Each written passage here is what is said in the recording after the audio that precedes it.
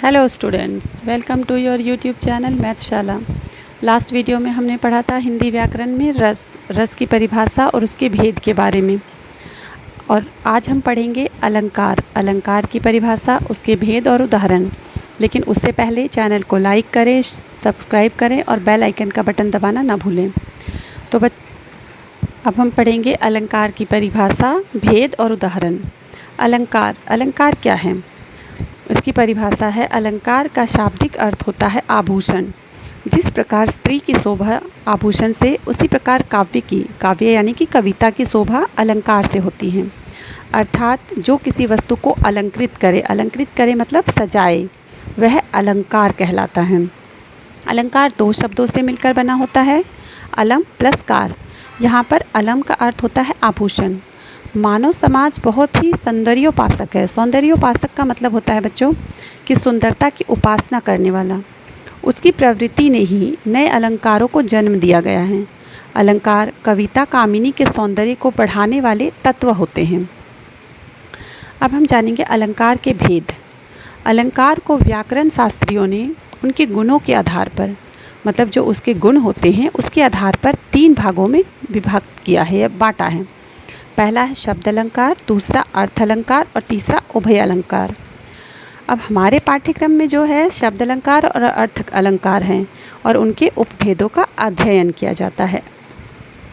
शब्द अलंकार क्या है?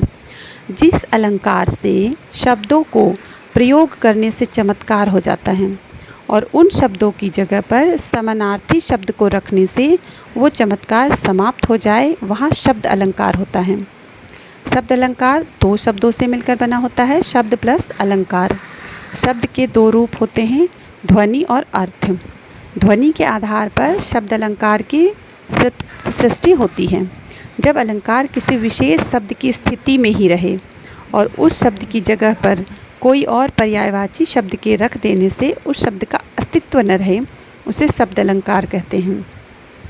अब शब्द अलंकार के भेद बहुत सारे होते हैं बच्चों।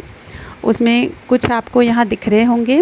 पहला अनुप्रास, दूसरा यमक अलंकार, तीसरा पुनरुक्ति अलंकार, चौथा विपत्सा अलंकार, 5वां वक्रोक्ति अलंकार, 6ठा श्लेष अलंकार। तो उसमें से अनुप्रास, यमक और श्लेष, इसके बारे में हम विस्तार से पढ़ेंगे। अब सबसे पहला है अनुप्रास अलंकार।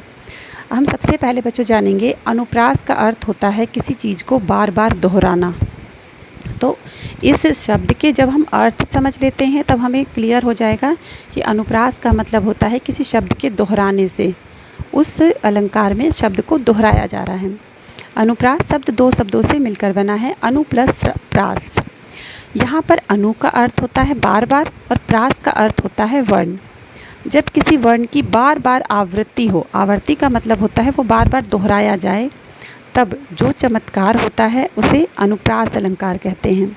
जैसे उदाहरण है, जन रंजन मंजल दनुज मनुज रूप सूर भू विश्व बदर इव धृत उदर जोवत सोवत सूप। यमक अलंकार। यमक शब्द का अर्थ होता है 2। जब एक ही शब्द ज़्यादा बार प्रयोग हो पर हर बार उसका अर्थ अलग अलग होता है, वहाँ पर यमक अलंकार होता है। जैसे कनक कनकते सौगुनी, मादकता अधिकाए, या खाए बौराए नए व पाए बौराए। अब बच्चों अब आप इस उदाहरण में देखिए, कनक कनक जो है वर्ड 2 बार आया है। तो इसमें पहले कनक का अर्थ होता है सोना और दूसरे कनक का अर्थ होता है धतूरा। यानी कि कहने का मतलब यह है इस उदाहरण में कि जिस प्रकार कनक कनकते सौगुनी, मादकता अधिकाए, सोने से भी अधिक मादकता जो होती है, मादकता मतलब बोलते हैं जिसको पागलपन, वो धतूरे में भी होती है।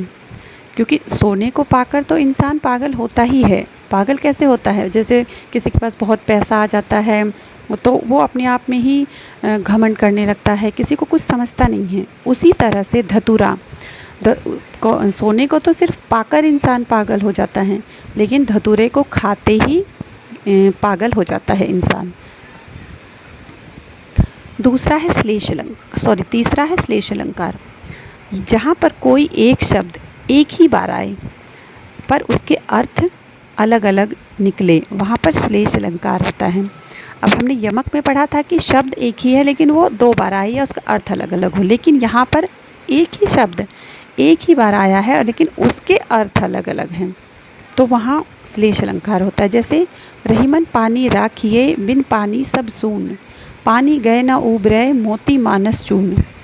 कहने का अर्थ यह है बच्चों कि यहाँ पर पानी शब्द है, तो यहाँ पानी, इसी पानी के लिए जो हम पीते हैं पानी, इसी के लिए कहा गया है कि इसे हमें बचा कर रखना है, क्योंकि बिना पानी के इस संसार में कुछ भी नहीं है। क्योंकि लिखा है बिन पानी सब सून, मतलब आपको भी पता होगा कि हमारी हर तरह की दिनचर्या का लेना देना कहीं ना कहीं पानी से होता ही है, तो उस पानी के बिना कुछ भी संभव नहीं होता है। और अगर इस संसार से पानी ही ख़त्म हो जाएगा तो न मनुष्य रहेंगे, न ही संसार की कोई प्रकृति की चीज़ रहेगी। अब दूसरा है हमारा बच्चों अर्थ अलंकार, जहाँ पर अर्थ के माध्यम से काव्य में चमत्कार होता है, वही अर्थ अलंकार होता है। अब अर्थ अलंकार के भेद बहुत सारे होते हैं बच्चों, जो आपको स्क्रीन पर दिखाई भी दे रहे होंगे। पहला उपमा अलंकार से लेकर 5वां संदेह अलंकार तक, इसी तरह से 6 से 20 तक दिख रहे होंगे बच्चों। आगे है 21 से 27 तक, लेकिन उसमें से कुछ जो आपके पाठ्यक्रम में है और जो ही इम्पोर्टेंट है वो मैं आपको विस्तार से बता रही हूँ। तो उनमें से पहला है उपमा अलंकार। अब उपमा अलंकार का हम सबसे पहले अर्थ समझेंगे। उपमा का मतलब होता है तुलना, किसी चीज़ से अगर तुलना किसी की जाती है वहाँ उपमा। तो सबसे पहले बच्चों इसके नाम के अर्थ समझना बहुत ज़रूरी है। अगर हम इसका अर्थ समझ गए तो इसकी आधी परिभाषा और इसका आधा उदाहरण तो हम इसके अर्थ समझने से ही लगा सकते हैं। उपमा शब्द का अर्थ होता है तुलना। जब किसी व्यक्ति या वस्तु की तुलना किसी दूसरे व्यक्ति या वस्तु से की जाए वहाँ पर उपमा अलंकार होता है। जैसे सागर सा गंभीर हृदय हो, गिरि सा ऊंचा हो जिसका मन।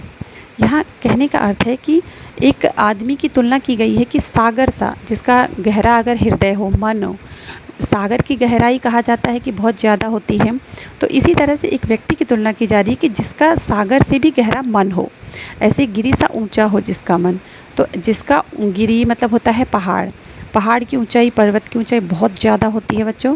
तो इसमें व्यक्ति की तुलना की गई है कि जिसका मन उस पहाड़ की तरह ऊंचा हो। तो इसमें एक व्यक्ति की तुलना सागर से और गिरि से, पहाड़ से की जा रही है, तो तुलना की जा रही है, इसलिए यहाँ बच्चों उपमा अलंकार है। दूसरा है रूपक अलंकार। रूपक, अब रूपक का अर्थ है जहाँ पर उपमेय और उपमान में कोई अंतर ना दिखाई दे, वहाँ रूपक अलंकार होता है। अर्थात जहाँ पर उपमेय और उपमान के बीच के भेद को समाप्त करके उसे एक कर दिया जाता है, वहाँ पर रूपक अलंकार होता है। जैसे उदित उदयगिरि मंच पर, रघुवर बाल पतंग, बिगसे संत सरोज सब, हर्षे लोचन भृंग। कहने का अर्थ है कि जैसे उगते हुए सूरज की रोशनी होती है, वो जब मंच पर गिरी तो रघुवर किसके लिए कहा गया है? रामचंद्र जी के लिए। तो उनको देखकर ऐसा लगता है कि जैसे सूरज की सुबह की पहली किरण हमें उनके ऊपर दिखाई दे रही है। उनके मतलब कहने की उनके मुख की शोभा इतनी ज़्यादा है, और इनको देखकर हर तरह के लोग, संत हैं या फिर समाज के हर व्यक्ति अपने अपने आँखों पर विश्वास नहीं कर पा रहे हैं, या अपने अपनी आँखों को ऐसा लग रहा है उन्हें कि हम कोई अद्भुत चीज़ देख रहे हैं।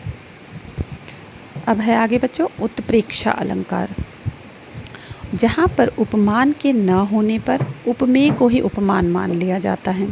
अर्थात जहाँ पर अप्रस्तुत को प्रस्तुत मान लिया जाए वहाँ पर उत्प्रेक्षा अलंकार होता है। मतलब कोई चीज़ सामने उपस्थित नहीं है लेकिन हम उसको उपस्थित मान लेते हैं, तो वहाँ पर उत्प्रेक्षा अलंकार होगा। जैसे सखी सोहत गोपाल के उर गुंजन की माल, बाहर सोहत मनु पिए दावा नल की ज्वाल।